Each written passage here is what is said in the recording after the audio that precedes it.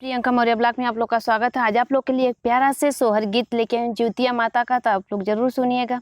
पितर पख का महीनावा जी युतिया माई का दिनवा जी युतिया माई का दिनवा ना हो सासु हमरो जियरवा हुलस जितिया हम पूजब जितिया हम पूजब ना हो बोलिया त बोल्यू बहुआ बोली नहीं जान्यो बोलहू न जान्यो न हो बहुअर जे करे त गोदी में लालनवा जी युतिया कैसे पूजबू जी युतिया कैसे पूजबू न हो सासू जे चली गईनी हठियान नद गई ससुरे नद गई ससुरे न हो बहुअर हनेली है बजर के बड़ी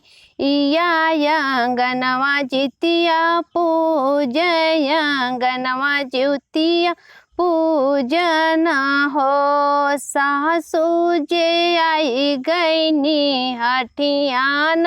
न दयाई ससुरे न दयाई ससुरे न हो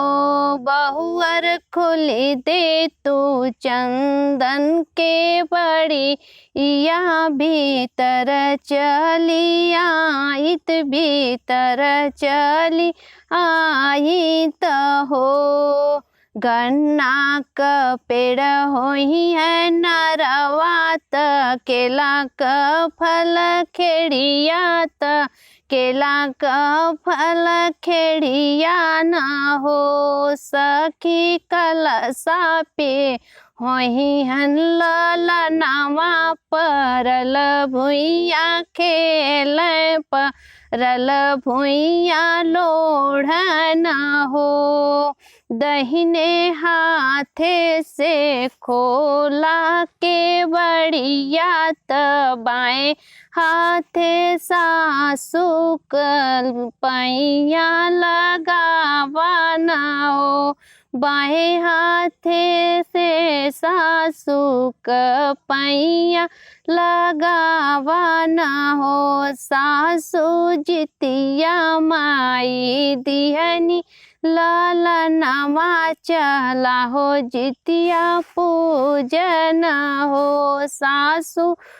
जितिया माई दिहनी लालनवा चला हो जितिया पूजन हो।